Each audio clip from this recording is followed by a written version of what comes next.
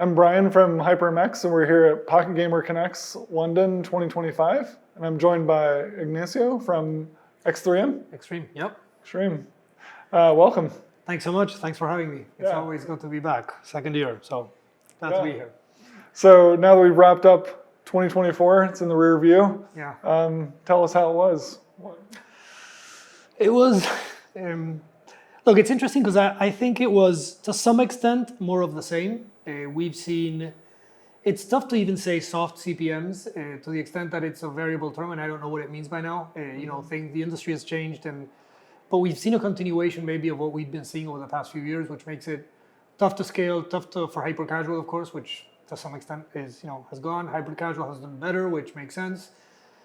And maybe the one thing which we were surprised by, which I just bring up because it's something that we saw in the numbers, is to some extent maybe less seasonality than we were used to in the past. So the highs are not as high and the lows are not as low, and that is probably good. Some maturity. But overall, I think it was just a continuation of 23, with of course some standout events which impacted the industry. So can you talk about kind of the current state of mobile ad monetization? What are some pain points that you're feeling? What are some good things that are happening kind of on both sides? Yeah. Overall,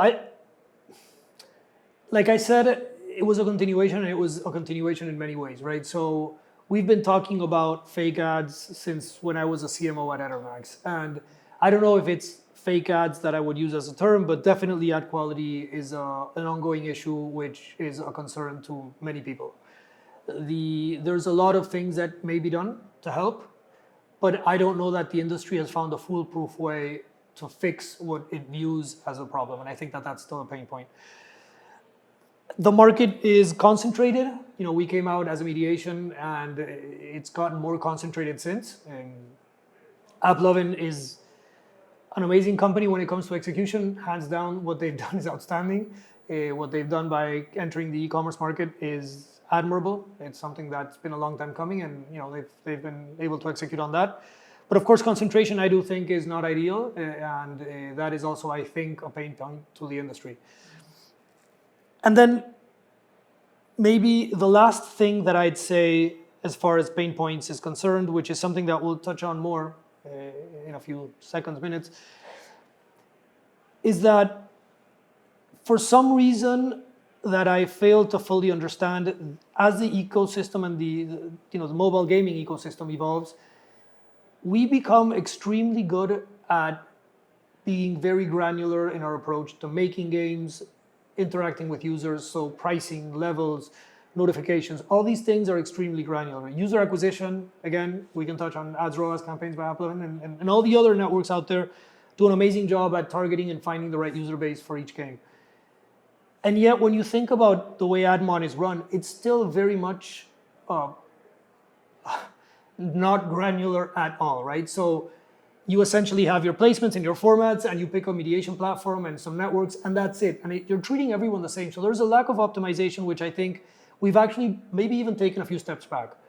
I can see the benefits to bidding demand, but I do think that we were much more powerful when it came to optimizing when we were working within a waterfall ecosystem. And that's something that we've discussed in the past. I don't expect the industry to move back. I think we should move forward, and bidding has a lot of benefits as well. But when I think about pain points, I do think that the industry is calling for more ways to optimize. And by that, I mean, be it segment their traffic in smarter ways, treat different users differently when it comes to creating ad monetization rules, dealing with ad quality, dealing with different regions, and all these things are things that we spend a lot of time thinking about. Mm-hmm. Yeah. And the one final thing I'll say, and just to close, because you did ask for some positives. I did. Yeah. And there's a lot of positives going on, but the one thing which I find, and I've seen it today as well, interesting is how Offerwall seems to be coming back to some extent. I don't know that it ever went away, but I think people had stopped talking about it for a while, and now I think there's a lot more of that going around, which is interesting. Yeah, all makes sense. In terms of Can you talk about just ad monetization in general and kind of how it helps maximize revenue for developers kind of in the overall revenue mix? Yeah, I mean, and it goes back to what we do, right? We started off as mediation. Mediation, of course, is, I guess, the core part of AdMon. It decides a lot. Basically, you integrate your demand and you decide who is able to bid into your inventory and what ads you show and so on. Going back to what I said earlier about the importance of being granular, what we've been spending more and more time on, and we actually launched a product just towards the end of last year. We're still, let's say, launching a product, is kind of offering our clients a Swiss Army knife for them to be able to implement all these things that I just said. I think studios should be able to frictionlessly, again, that can quote unquote, because there's always going to be some effort involved.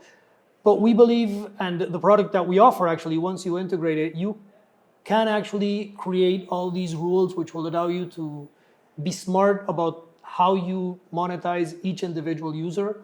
You can create the cohorts, you can split your traffic in different ways, test mediations, audit mediations, whatever it is that you want to do. And however you define success, which is not always CPM, it can be ad quality, it could be engagement, you can care more about IAPs and ads, and that's fine.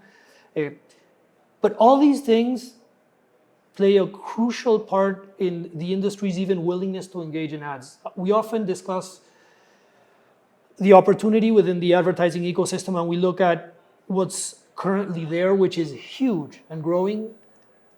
And I think we overlook the amount of inventory that we lose out on because of the way that ads are being currently managed. And I think that if we can deliver a smart toolkit for clients to say, look, I don't want to monetize at all if it's a paying user. That's fine. We can just put that in and kind of spin those users out and not monetize them, or give them a very specific type of ad, which is short, understandable, closable, whatever it may be. I think we have a chance at really growing the market. And that's extremely important because, among other things, and this is definitely one of the things that would probably come up, one of the things that the market in general is looking at as 2025 comes in, is what will the impact of AppLovin's success within the e-commerce space and with branding in general, and all this new demand that is stepping into the gaming industry. It's fascinating and it's wonderful, and it's been a long time coming. Like I said, I don't understand why it wasn't successfully executed on before. So again, hats off. But what does that do to the gaming demand? Is it going to make it harder to acquire users? Is supply really capped? And my answer is no. I think we should think about also, bringing on more supply. That's a good segue to my next question around brand advertising in general. How do you see brands fitting into the? I mean, they're coming, which is great. It's been fun this year to read all these LinkedIn posts, which were obviously very engaging because all of a sudden everyone was making them. From the e-commerce vertical, about their surprise as to their ability to generate downloads and generate, I guess, purchases or whatever it is that they use to measure success through gaming inventory on account of AppLovin, right, running their campaigns. And I interacted with a few, and it was always interesting to say, why are you so surprised? The gaming industry has successfully been able to acquire users and grow an amazing business through its own inventory. I never understood why it was so difficult to understand that you could run a branding campaign, you could run an e-commerce campaign, and now apparently you can, and it's great. I'm interested to see what Meta does as a result. I'm interested. Unity announced that it was going to step into the e-commerce space. That's amazing. So a lot of things have to change. There's this lack of credibility that for some reason e-commerce places on gaming inventory, which will have to be worked on and massaged on both ends. But I think that, like I said, with the shift to bidding from waterfall, there's no going back. These guys are coming, and they're coming in fast. I expect to see more of that, and it's going to be fun to watch.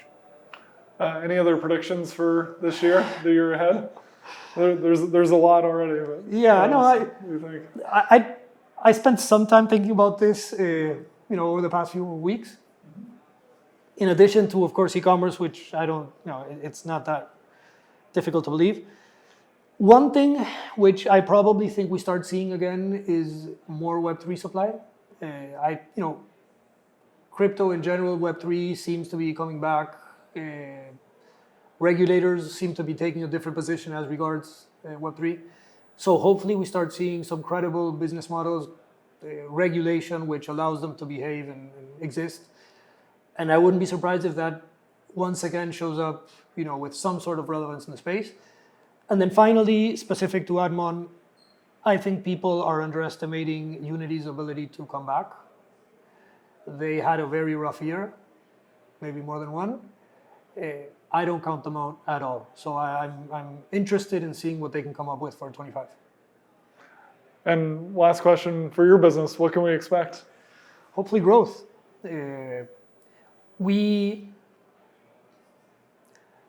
As founders, we're ambitious, we're optimistic. What we're doing is an attempt to change the way the business is conducted. And that's, of course, a challenge. We don't shy from that. We enjoy it. We've been in the space for a long time. Most of the people I work with at the company have been working on advertising in mobile for 10 years, if not more. So we really understand how it works. We really look at the trends, and I think there's never been a better time for studios to start paying attention to their ability to manage these things in a way smarter and more nuanced way. It's fascinating if you think about it. Last year is the first year where I stopped going to Google when I had a question, because Google would give me a bunch of different answers, which so far had been amazing as an experience to me. And then ChatGPT or whatever you use comes along, and now I send a question and I get an answer. And I've become used to that. And I think that level of granularity, that level of it's a specific query that I get a specific answer to, is where the technology enables us to be today. So when I look at the disparity between what we're doing when it comes to monetizing, ads in general and this, I think it's such a big difference, and I think that gap is very easy to kind of bridge. So we're hopefully going to be doing that this year. That's great. Well, thanks so much for joining us. It's been Thanks for having me. It's always good to be here.